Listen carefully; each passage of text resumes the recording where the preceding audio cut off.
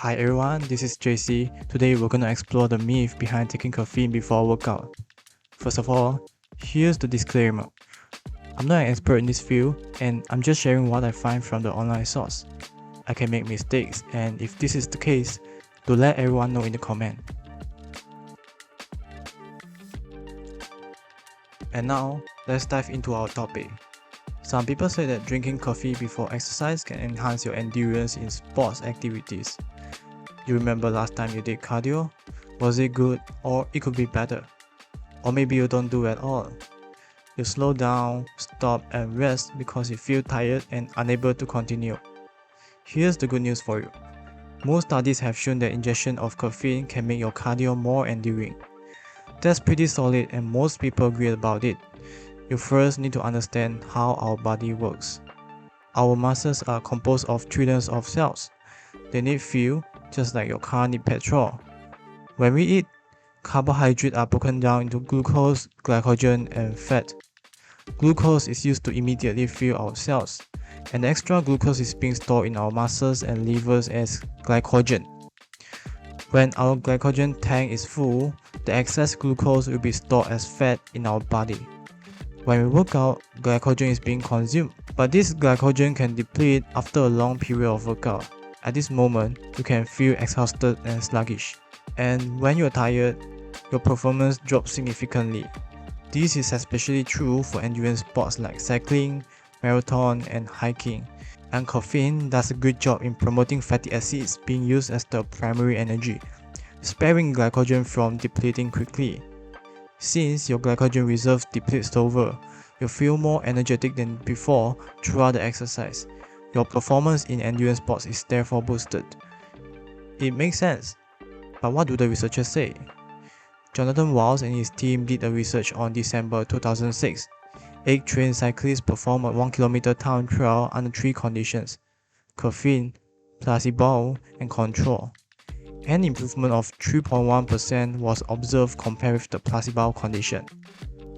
But a study did by Rollins and his team in 2011 shows that no ergogenic effect was observed in the time trial experiment. Even backed by the scientists, there are a whole lot of researchers out there showing conflicting results. Some studies observe no effect of taking caffeine for endurance, but some do. This is because factors like caffeine tolerance, daily habits, and genetics may influence the result of the research.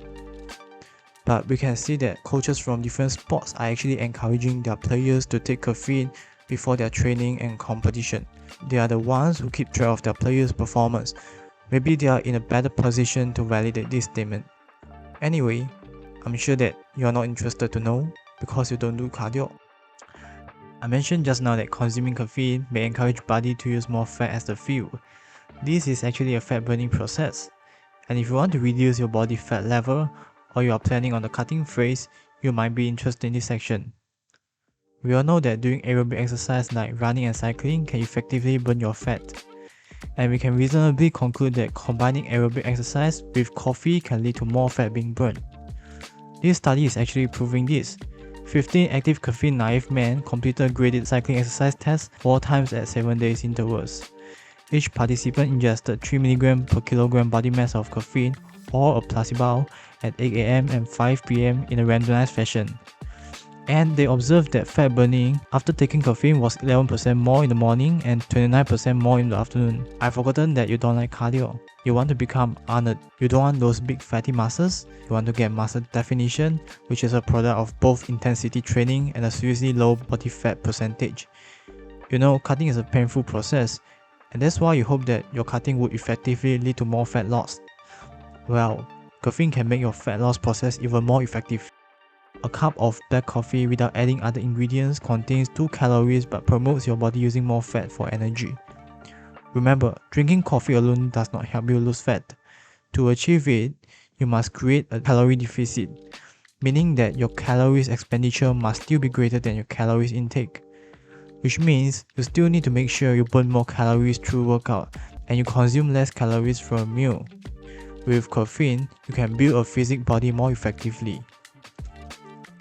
Some people say caffeine reduces pain during workout. Pain is just a discomfort feeling, and caffeine allows you to be more focused on the workout itself, and therefore, the feeling of pain will be minimized. Since you have less pain, you are more likely to do more reps, further stimulating your muscles. Pain is a personal perception and it's hard to measure. I'm sorry that I don't have any objective proof to substantiate my claim. You have to experience yourself to validate this statement, but I have heard that some of you actually like pain. Yes, you should totally avoid caffeine if you want to experience the pain. Caffeine has no meaningful effect on muscle growth, but it increases strength and power according to some research. Before we get into it, we need to avoid making confusion between strength and power. Strength refers to how much force you can produce. It is measured in Newton. Powerlifting measures how much force you can produce. Therefore, despite there is a power in the word, it is in fact a measure of strength. And your maximum strength can be determined by measuring your 1 repetition maximum on bench press, squat, or deadlift. The most obvious difference between power and strength is that power incorporates velocity in the exercise. Power refers to the ability to exert as much force as possible, but in the shortest amount of time. It is measured in watts, and weightlifting is what power applies to instead of strength. In simple formula, strength plus velocity equal to power. If you want to improve your power, you can either increase your strength or velocity. Now, you know the difference between strength and power, and you can infer that improving your strength also improves your power according to the formula. Therefore, here we are more interested in looking at improving strength with the effect of caffeine. Before I bring out the study, I believe that most of you firmly believe that caffeine increases your strength. But let's look at the objective proof. The first study we looked at was being done in 2017. In this study, 17 volunteers consumed placebo or 6 mg per kilogram body mass of caffeine 1 hour before the experiment. Their power, strength, and muscular endurance was being measured, but of course here we are only focusing on strength. To measure their strength, 1 repetition maximum of squat and bench press were performed. The result of this is out of my expectation. Caffeine has a 2.8% increase on lower body strength, with a 7% reduce in pain perception. For upper body, there was a significant decrease in pain perception related to this exercise, but no meaningful increase in strength was observed. Another study in 2019 is looking at the effect of high doses of caffeine on maximal strength and muscular endurance in athletes who regularly drink coffee. Of course, what we are looking here is strength only. In that study, 60 male athletes who consumed caffeine regularly performed 3 experimental sessions after taking either a placebo or 9 or 11 mg per kilogram body mass of caffeine.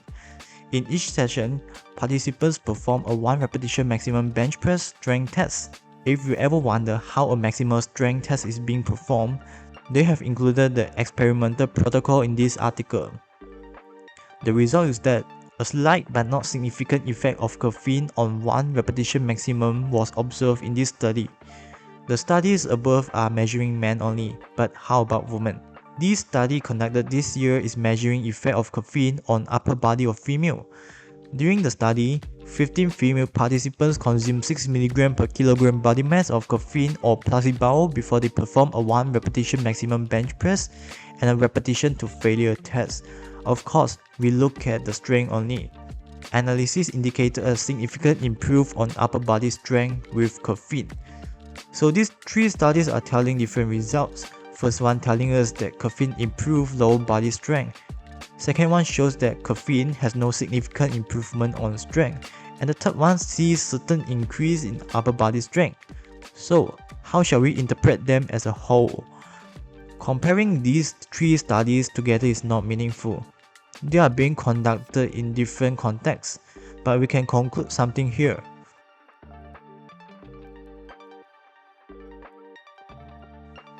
It is worth noting that caffeine does not have a direct impact on muscle growth. It depends on a whole lot of other factors to make your muscles grow. Therefore, without caffeine, you still can produce great results on your workout and body. Caffeine can be beneficial for your workout, but of course you shouldn't take it without knowing the price and without reading the terms and conditions. You pay for purchasing coffee and you also pay for drinking the coffee. The price of consuming caffeine is of course individual. It is based on caffeine tolerance, genetics, and other are lazy to do research factors. Early research suggests that drinking coffee can have negative effects for consumers like chronic insomnia, constant anxiety, depression, or high blood pressure. But recent research reveals that caffeine confers multiple health benefits such as improved alertness, protection against Alzheimer's and Parkinson, reduced risk of heart disease and stroke. Despite decades of scientific attempts to find something more with caffeine consumption, proof of any medical threat or benefits remain elusive. We can't be confident that the health benefit it confers is greater than the threat it brings. Therefore, you bear this unexplored and unproven risk on your health. But that's too far away from our topic. Let's explore what negative effects can caffeine bring to our workout. This is a pretty common issue. If you are drinking coffee before your workout, chances are you will get an upset stomach, especially if you are drinking with an empty stomach. If the pain is great enough, you may have no choice but to skip your workout day. But don't worry about that. You won't lose too much gains by skipping only one day. You know what's worse? Yes, it can be a nightmare if your upset stomach lasts for a week and your gains will be totally wiped out except you have some gains on your abs. To get around that, make a habit of drinking coffee slowly in sip. It may make it easier on your stomach. Coffee is considered acidic, so sipping it alongside with food could ease its digestion. Sleeping is the most important aspect for a bodybuilder. Around 8 hours of quality sleep is crucial for muscle recovery through protein synthesis and human growth hormone release. But caffeine can make it difficult to get into sleep. After caffeine is consumed, it remains in our system for an average of 5 hours, but for some people, it may take longer time to break down this caffeine. During this period of time, our alertness is increased and we are brought into fight or flight status. This is particularly bad when all you need is a rest, but the caffeine within your body reminds you to stay alert. So if you are supplementing with high amount of caffeine, it's not a good idea to go to the gym in the evening. Just a reminder here before I tell you how to supplement with caffeine. If your objective is to maintain a healthy lifestyle, you shouldn't rely on caffeine before workout. You don't need caffeine in order to be healthy. There are other alternatives with lower to none-risk available around you. If you value performance over a healthy lifestyle, and you personally feel that caffeine improves your workout, you may consider taking some caffeine. The International Society of Sports Nutrition (ISSN) suggests that caffeine consumption in doses of 3 to 6 mg per kilogram body mass has consistently been shown to improve exercise performance. Very high doses of caffeine are associated with a high incidence of side effects and do not seem to significantly improve workouts. Caffeine reaches a peak level in your blood within 30 to 60 minutes after consumption. Therefore, the suggested timing of caffeine supplementation is 60 minutes before exercise.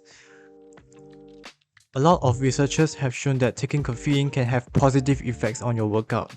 But should you take caffeine for your workout? Do note that all these studies are showing short-term positive benefits in taking caffeine. It helps you to focus, allows you to do more reps or lift heavier weight, which will further stimulate your muscles growth and make you more like Arnold. However, once you have built up your caffeine tolerance, you may need to increase your caffeine dosage to have the same effect as before. It may also lead to addiction, which doesn't sound good and may impose a risk on your health. Lastly, I would like to remind you that you shouldn't rely too much on caffeine for your workout. Because your muscles are your muscles. If you want to experience real gain, you can't be addicted to any ergogenic aids. Thanks for watching till the end.